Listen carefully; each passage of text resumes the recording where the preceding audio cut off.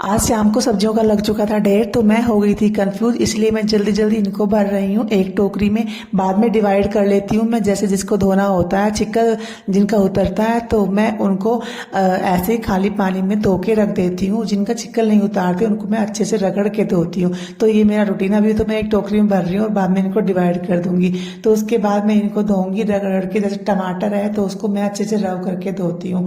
तो टमाटर है और करौंदे हैं और क्या कहते हैं शिमला होती है, तो ये सारी सब्जियां ऐसी होती है छिक्कल नहीं उतारते, तो इनको मैं रब करके धोती हूँ। तो टमाटर को मैंने अच्छे से स्क्रब कर दिया है पहले, उसके बाद मैंने रगड़ रगड़ कर इसको धोया है, क्योंकि इसका छिक्कल नहीं उतरेगा और मंडी का हाल बुरा रहता है, तो इसलिए मैं इनको ऐसे करके धोती हूँ। उसके बाद मैंने जो छिक्कल उतरने वाली सब्जियां हैं उनको धो लिया था नॉर्मली।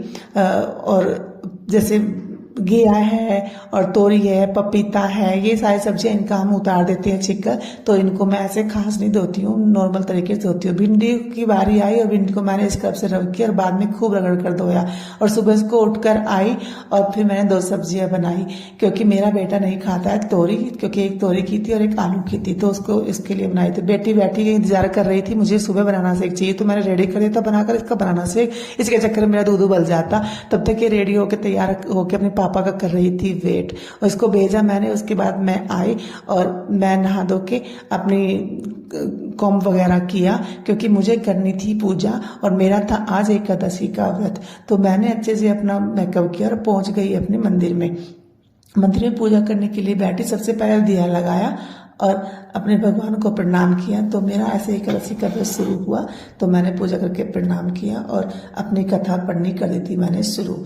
तो एकादशी के हर 15वें दिन आती है, मतलब महीने में 2 बार आती है, तो मैं इसका व्रत रखती हूँ। मुझे अच्छा लगता है एक व्रत रखना, मतलब महीने में 2 व्रत तो हो ही जाते हैं। तो मेरी पूजा हो गई थी संपन्न, मैं अच्छे से पूजा की और भगवान को प्रणाम करके यहाँ से जल देकर और चली गई।